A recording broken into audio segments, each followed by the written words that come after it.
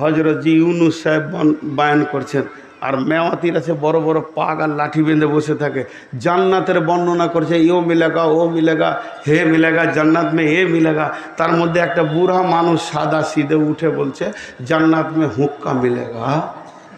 ওদের দেশে খুব হুঁকা খায় আর কি। তো দেখছি যে মুরব্বী মানুষ ওকে ধুমকিয়ে দিল আর কল যেতে লাগবে, কষ্ট পাবে। উনি কৌশল করে উত্তর দিয়েছেন, मियाँ जी जन्नत में तो हुक्का मिलेगा मगर सुलगाने के लिए जहन्नम जाना पड़ेगा। জান্নাতে হুক্কা পাওয়া যাবে কিন্তু ওটা জ্বালাতে গেলে কোথায় যেতে হবে? जहन्नम যেতে হবে। বলছে হুক্কা कभी नहीं भी होगा, तब भी 1 मिनट जहन्नम में नहीं आएंगे। তো এমন একটা জিনিস, জান্নাতের সমস্ত স্তর তর সাজানো আছে, জান্নাতের কথা বলে শেষ করা যাবে না। জি ভাই, জান্নাতের হুরেরা আছে, তারা গীত গাইবে, নাহানুল খালেদাতু ফালানা বেদু, নাহানুন নাইমাতু ফালানা বাসু, নাহানুর রাজিয়াতু ফালানা আসকাতু, তুবা লিমান কানা লানা কুন্না লাহু। এসো এসো প্রাণনাথ আমরা তোমারে, আমরা নবকাজুবা প্রেমিকা বাহারি, হেসে হেসে কইব কথা হব গলার হারি, করিব কথার ছলে প্রাণ মঞ্চুরি, এসো এসো প্রাণনাথ আমরা তোমারি। বাংলাদেশে ঠাকুরগাঁও জেলায় পীরগঞ্জের ওখানে একটা গ্রাম আছে, গোদাগাড়ি নাম। আমি জালসা করতে উঠেছি, তো একজন আমার কানে এসে বলছে, হুজুর মেয়েগুলো খুব চিৎকার করছে, চুপ করিয়ে দেন। গতকালকে ওই ঘটনা ঘটেছে। আলাগড় মাদ্রাসায় আমি স্টেজে উঠেছি, আর একজন বলছে মেয়েরা চুপ হয়ে যাও। আমি ওকে বললাম হ্যাঁ সব চুপ হয়ে গেছে। আরে মেয়ে জিনিস চুপ হওয়ার বটে, বলেন বটে। আমি ওকে জিজ্ঞেস করলাম আস্তি করে, কেউ যেন শুনতে না পায়, আপনার বিয়ে হয়েছে? চুপ করে আছে। বিয়ে যদি হয়েছে তো জিনিস কি বুঝে নেবেন? হ্যাঁ, সারা দুনিয়ার লোক ওখানে কাবু হয়ে গেছে, বিশ্ব নবীকেও সুন্দর ঘোল খাইয়ে দিয়েছে, আর ও বলছে যে চুপ করতে বলো। তখন ওই যে মাস্টার আমাকে বলছে মেয়েদেরকে চুপ করিয়ে দেন, তখন আমি বললাম ভাই মনে হয় আপনার বিয়ে হয়নি। আমার বউই আমার কথা শুনে না, আর লোকের বউ শুনবে? হ্যাঁ গো, যাকে ভালোবাসি ওষুধ দিই, কাপড় দিই, চিকিৎসা দিই, প্রেম মহব্বত কত আছে, স্বামী স্ত্রী সম্পর্ক, সেই আমার কথা শুনে না। একজন বিরাট বড় আল্লাহর ওলি, বহুত কিতাবের লাইব্রেরির ভিতরে বসে তফসির দেখছে, তোনাকে এসে একজন জিজ্ঞেস করছে যে আপনার বিবি কেমন? বলছে ভালো। এবার সতীন আছে, এই জন্য একটু বেশি ঝগড়া করে। তো ও লোক তো জানে যে ওর একটা বিয়ে, তো সতীন কী করে হলো? বলছে হুজুর সতীন কী করে হলো? বলছে এই বইগুলোই তোর সতীন। আমি তো সবসময় বই পড়ে, ওকে সময় কম দিয়ে, তুই তো রাগ করে। তাহলে আমার বিবির সতীন হতে জালসা, রাতই বেশি লাই, বছরে 200 রাতেই লাই, আর ও তো কম পায়। তো জালসায় বেরিয়ে গেলেই তখন ওর মিজাজ খারাপ, খালি জালসা বলছি আর করতে হবে জালসা, খালি জালসা। তো এ হচ্ছে মেয়েদের মেজাজ। তাহলে মেয়েরা খালি দুনিয়াতে ঝগড়া করে নাকি? জান্নাতেও ঝগড়া করবে। এইটা বলার লেগে এত কথা বলছি আর কি। মেয়েরা জান্নাতে ঝগড়া করবে। হাজি যদি জান্নাতে ঝগড়া থাকে তাহলে ওটা আবার জান্নাত হলোটা কি? জান্নাতে যদি ঝগড়া থাকে তাহলে ওটা আবার জান্নাত হলো? চিনা আস্তাগফিরুল্লাহ।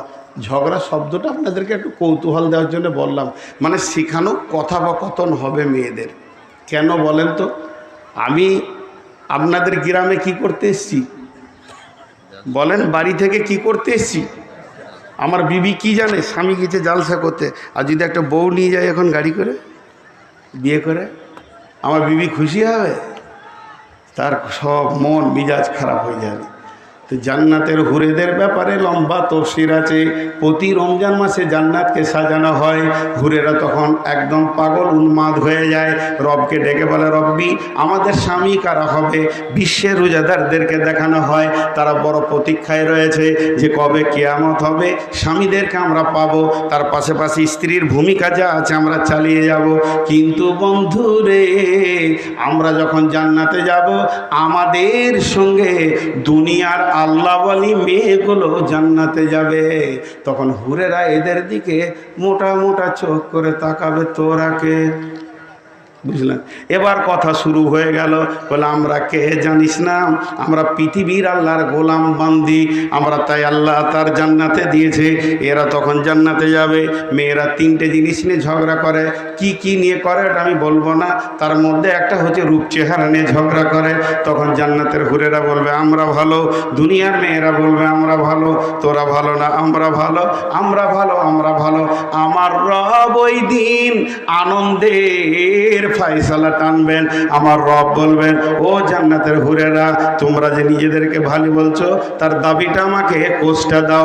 তখন হুরেদের ভিতরে একজন বলবে, রব্বে, হে আমাদের রব, আমরা সব সময় পবিত্র, কোনোদিন না পাক ছিলাম না, আমাদের মেন্স হয় নাই, নেফাস হয় নাই, আমাদের গায়ে ময়লা ছিল না, আমাদের গায়ে গন্ধ ছিল না, অতএব আমরা সদা পবিত্র, আমরা ভালো, আমাদের কোনো গায়ে কাপড় মানে ময়লা উঠেনি, গা নাকে পোঁটা ছিল না, থুতু ছিল না, কফ ছিল না, গায়ে কোনোদিন চুলকানি হয়নি, রোগ হয়নি, আমাদের মতো ভালো ওরা নয়, ওদের মেন্স হয়েছে, আর আপনার ফোঁটা হয়েছে, পেশাব আছে, পায়খানা আছে, গায়ে ময়লা আছে, এতগুলো কথা বলবে। রব্বুল আলামিন বলবেন তুমি বসো। এবার দুনিয়ার মেয়েদেরকে বলবে, তোমরা যে নিজেদেরকে ভালো বলছো তো কেন ভালো এটা দেখাও। এরা বলবে, হে আমার আল্লাহ, আমরা 5 ওয়াক্তের নামাজি, ওরা হলো বেনামাজি, আমরা রোজা রেখেছি, জীবনে রোজা কি ওরা জানে না, আমরা স্বামীর খিদমত করেছি, স্বামী কি জিনিস বোঝে না, পৃথিবীর যত ইবাদত জিকির তেলাওয়াত দান খয়রাত আমরা করেছি, এগুলোর ব্যাপারে ওদের কোনো জ্ঞান নাই।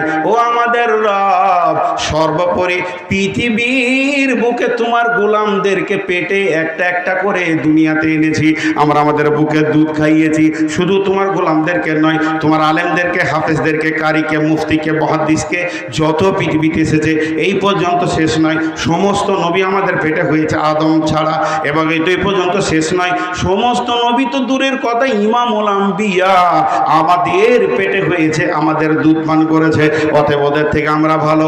আমার রব তখন ফায়সালা টানবেন, ও দুনিয়ার মেয়েরা আর জান্নাতের হুরেরা, তোমরা ছোট বোনের ভূমিকায় থাকো, দুনিয়ার মেয়েরা বড় বোনের ভূমিকায় থাকবে, তোমরা ওদেরকে শ্রদ্ধার নজরে দেখবে, ওরা স্নেহের নজরে দেখবে। জান্নাতে সুখ আর সুখ এটা কোনো ঝগড়া নয়, এটা আপসের মধ্যে আনন্দ করার জন্যই হবে। ভাইরা আমার, এখন আমি আপনাদের কাছে আজকের বক্তব্য শেষ টানতে চলেছি। আমার গলা, আমি ভেবেছিলাম 2 ঘন্টা চালাতে পারবো না, প্রায় আর 2 মিনিট আছে, তো দুটি কথা আমার ব্যক্তিগত বলছি আপনাদের কাছে, এটা আমার নিজস্ব ব্যক্তিগত ওয়াজ নসিহত নয়। তো এতক্ষণ যে আমি বক্তব্য রাখলাম জান্নাত এবং জাহান্নামকে কেন্দ্র করে, আল্লাহ যেন আমাদের প্রত্যেককে জাহান্নাম থেকে মুক্তি দান করেন এবং জান্নাতের মেহমান বানিয়ে নেন, এবং পৃথিবীতে এমন আমল করার তৌফিক দান করেন যে আমলের কারণে আমরা আল্লাহর প্রিয় হয়ে যেতে পারি এবং আল্লাহকে আপন বানিয়ে নিতে পারি। তো আমার ব্যক্তিগত বক্তব্যটা কি, আমি এখন একটা নতুন ট্রাভেলস খুলেছি, ইমাম ইন্টারন্যাশনাল ট্যুর অ্যান্ড ট্রাভেলস। 2 বছর হলো হাজিরা আমার ট্রাভেলসে যাচ্ছে আসছে, এবং উমরাতেও যাচ্ছে আসছে, আর মক্কা মদিনাতে আমি সার্ভিস দিই। মদিনার সমস্ত বক্তব্যগুলো ইউটিউবে পেয়ে যাবেন, ফেসবুকে পেয়ে যাবেন, হাজিদেরকে নিয়ে, এটা আরাফাত, এটা মিনা, এটা মুজদালিফা, সেখানে রসুল কি করেছেন, কোথা কি করেছেন, আমি নূর মোহাম্মদ এই বক্তব্যগুলো রাখি। আগামী আমাদের হজ রয়েছে, যারা করার ইচ্ছা করছেন আমার নাম্বারটা লিখে নেবেন, এবং যারা উমরা করতে চাইছেন তারাও আমার প্যাকেজে ঢুকবেন। এবার কত করে প্যাকেজ, আপনাকে 70,000-এ ডাকবে, 80,000-এ ডাকবে, ভাই তারা ইন্ডিগো বিমানে নিয়ে যাবে এবং মক্কা থেকে অনেক দূরে রাখবে, আর ওই দালালদের কিছুই আপনি করে নিতে পারবেন না। তবে যদি কোনো আলিম ডাকে, চোখ মুজে আপনি চলে যাবেন, আমার সঙ্গে আসতে হবে না।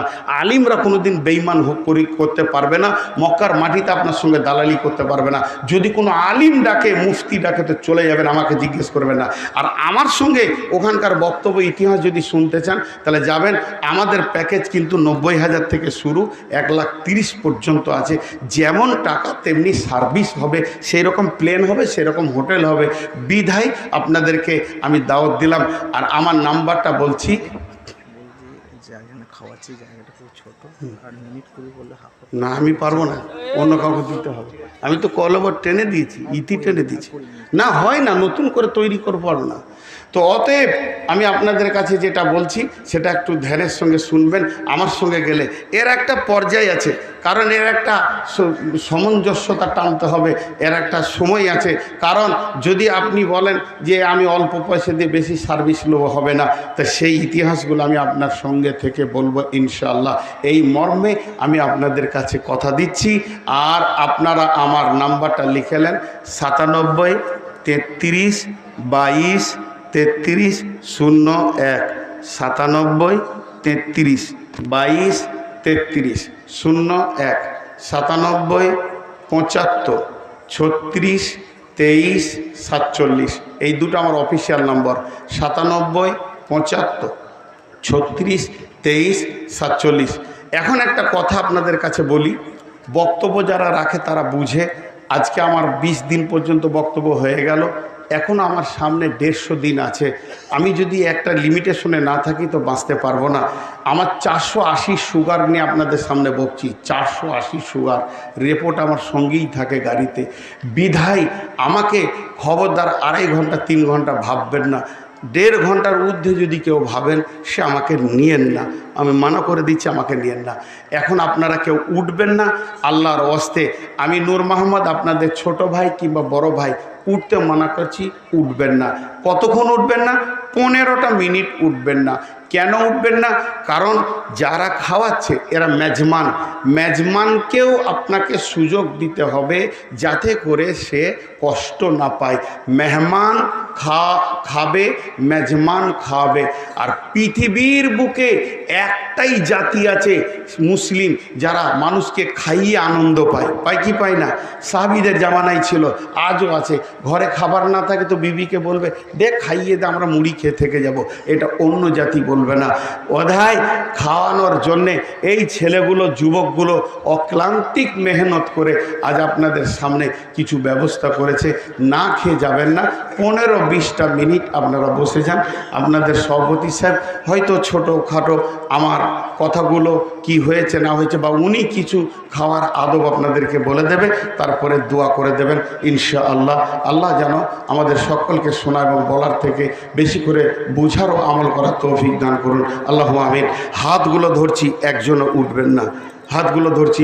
যদি ওখানে লোক বসে গেছে, আপনারা যদি যান তো দাঁড়িয়ে থাকতে হবে, জিনিসটা খারাপ হবে। আমি নূর মোহাম্মদ আপনাদের কাছে মেহমান হিসেবে ভিক্ষারির মতো আর 10-15টা মিনিট চেয়ে নিয়েছি। বসেন, সভাপতি সাহেব দুটো কথা বলুক।